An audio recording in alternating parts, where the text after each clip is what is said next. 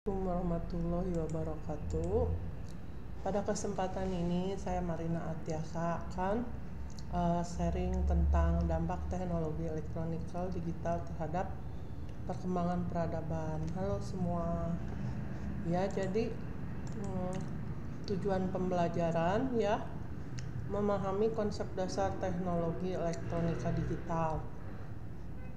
Terus mengidentifikasi dampak teknologi digital di sektor-sektor utama ya. Terus menganalisis bagaimana teknologi ini mempengaruhi perkembangan peradaban ya. Jadi dulu gimana, skala di mana. Terus jelajahi implikasi etika dan sosial dari teknologi elektronika digital. Nah, di sini definisi teknologi elektronika digital. Teknologi elektronika digital menggunakan sistem biner yaitu 0 dan 1 ya, jadi mati hidup ya, untuk menyimpan, memproses dan mengirimkan informasi. Nah, contohnya yaitu komputer seperti yang suka kita pakai, handphone atau telepon pintar, smartphone, perangkat IoT ya, sistem komunikasi modern ya. Jadi banyak sekali sekarang yang sudah memakai digital ya. Nah, kemudian peran teknologi elektronika digital yaitu komunikasi, merevolusi cara kita berkomunikasi. Jadi kalau dulu kita pakai surat ya, pakai merpati pos, mungkin pakai api, pakai apa. Sekarang kita pakai email ya, nggak pakai surat lagi, pakai media sosial ya, pakai handphone, pakai panggilan video ya. Jadi udah lebih mudah ya. Terus transportasi, kalau dulu kita pakai dokar ya, pakai kuda ya. Terus mobil juga mobil jadul ya. Kalau sekarang inovasinya seperti kendaraan otonom atau kendaraan yang bisa jalan sendiri ya, kayak GPS gitu ya, sensor. Terus manajemen lalu lintas cerdas ya, jadi bisa mengatur sendiri lalu lintasnya itu tanpa manusia gitu, nggak usah ada polisi tapi dia udah itu sendiri ya, lampu lalu lintasnya jalan sendiri. Terus industri otomatisasi ya, jadi seperti PLC ya, programmable logic control, terus robotika di industri dan manufaktur secara digital. Terus perawatan kesehatan misalnya telemedicine atau misalnya kesehatan jarak jauh, jadi sensor-sensor, alat-alat kesehatan, terus wawancara atau konsultasi dari dokter dan pasien bisa jarak jauh. Terus perangkat yang dapat dikenakan ya, jadi seperti ini jam tangan ini ya, jadi jam tangan ini bisa mendeteksi ini BPM, terus kadar oksigen dan sistem pemantauan ya, jadi bisa wireless gitu ya. Terus pendidikan ya, pendidikan sekarang jadi nggak seperti dulu kan harus tatap muka semua, tapi bagaimana kalau misalnya zaman COVID kemarin, jadi kita mulai e-learning ya, pakai aplikasi, pakai internet, platform pembelajaran daring. Jadi sekarang kuliah bisa online ya, kalau dulu kan terhalang, misalnya terhalang jarak, waktu dan lain-lain. Sekarang bisa online ya, jadi orang yang jarak jauh juga bisa belajar secara online. Nah, terus dampak terhadap industri dan perekonomian ya. Jadi otomasi pabrik, robot dan sistem otomatis mengurangi biaya dan meningkatkan efisiensi. Jadi karena pabrik sekarang kalau dulu kan misalnya pekerjaan-pekerjaan susah itu banyak orang ya. Kalau sekarang pakai robot aja udah bisa ya, jadi otomatis. Terus e-commerce mengubah cara orang berbelanja. Jadi orang dulu berbelanja kan ke toko, ke supermarket ya. Sekarang bisa ke Tokopedia ya, atau ke Amazon, Alibaba ya, bisa lewat handphone, bisa lewat komputer ya, laptop, aplikasi. Terus konektivitas global, bisnis dapat mengakses pasar global lebih mudah berkat teknologi komunikasi digital. Kemudian penciptaan lapangan kerja ya, industri teknologi yang sedang berkembang seperti AI, artificial intelligence, big data dan keamanan cyber ya. Jadi sekarang banyak lapangan kerja baru karena ini AI, big data dan cyber security ya. Kemudian dampak pada pelayanan kesehatan. Jadi ada telemedicine, pasien dapat berkonsultasi dengan dokter secara virtual. Karena jumlah dokter di Indonesia itu tidak banyak ya.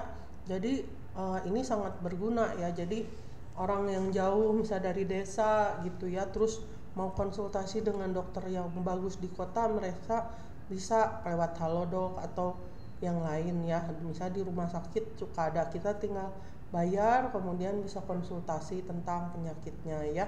Kalau mungkin dirasa perlu mungkin baru datang ya. Terus perangkat yang dapat dikenakan misalnya pemantauan kesehatan secara real time, misalnya jam tangan pintar. Jadi kita bisa mengecek kesehatan lewat jam tangan pintar, atau misalnya hal yang lainnya, alat-alat pemantau kesehatan sekarang banyak ya. Misalnya EEG ya buat memantau ini ya. Di kepala kita kan misalnya kita mau memantau mental illness atau apa.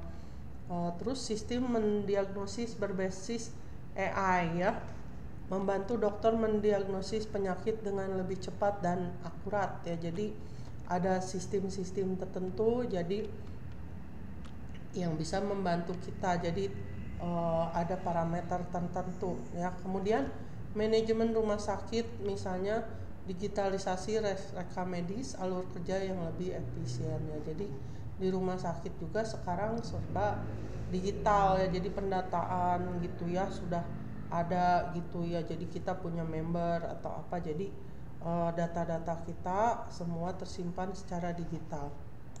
Nah, kemudian dampak sosial dan budaya ya. Jadi perubahan gaya hidup. Jadi kehidupan kita sekarang jadi berubah ya. Dulu kan kita kalau mau beli apa-apa harus ke mall atau harus ke toko. Sekarang lewat internet kita bisa ya. Terus komunikasi digital. Hubungan sosial diubah oleh media sosial dan aplikasi perpesanan ya. Jadi zaman dulu kita mungkin nggak seperti sekarang ya. Sekarang semua orang punya handphone. Kalau dulu kan enggak, jadi kita beda ya, berubah ya.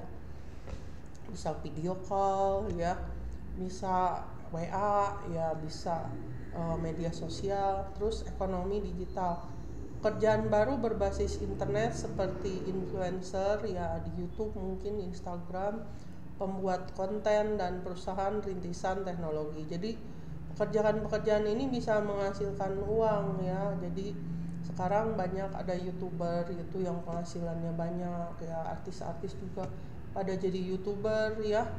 Terus banyak lah ya, berbagai bidang ya, ada yang kesehatan, ada yang makanan, macam-macam. Terus transformasi pendidikan, pembelajaran jarak jauh dan akses yang lebih luas terhadap pengetahuan. Jadi sekarang kalau kita mau misalnya belajar yang jauh tapi dosennya bagus, online bisa ya. Kalau dulu kan mana mungkin kita kuliah bisa online dengan dosen yang bagus ya, karena kita jauh gitu, terus kerja apa ya. Jadi itu keuntungannya. Terus tantangan, isu dan etika ya. Nah, ini keamanan data. Jadi ada perlindungan privasi dan ancaman cyber. Jadi tetap aja ada ininya ya, ada kejahatan. Jadi kita harus hati-hati gitu ya. Jangan sembarang misalnya menerima pertemanan ya, siapa tahu, atau menerima pesan gitu ya. Itu kadang-kadang menyadap data kita. Ya, kemudian kesenjangan digital, akses yang tidak merata terhadap teknologi di seluruh dunia. Jadi ada yang teknologinya sudah bagus, ada yang masih kurang ya. Jadi belum semuanya tercover.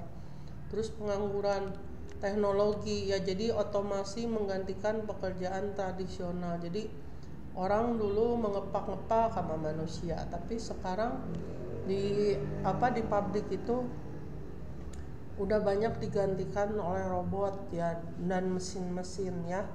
Jadi banyak pekerjaan yang tergantikan. Etika AI, pertanyaan tentang moralitas dan pengambilan keputusan oleh mesin ya. Jadi sekarang mesin tuh udah bisa menggantikan manusia dalam banyak hal ya. karena mereka itu lebih pintar ya, kan kalau mereka itu diprogram oleh manusia. Jadi kesimpulannya, teknologi elektronika digital memainkan peran penting dalam membentuk masa depan ya.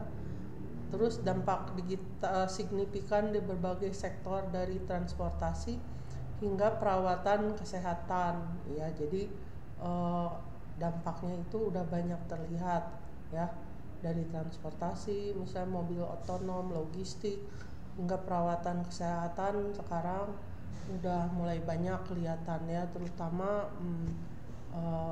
yang di Jakarta atau di kota-kota besar.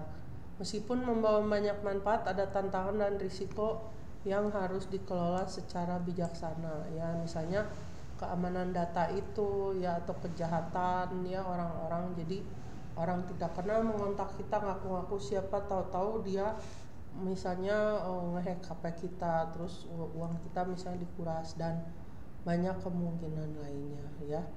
Baik, terima kasih, itu yang dapat saya sampaikan. Assalamualaikum warahmatullahi wabarakatuh.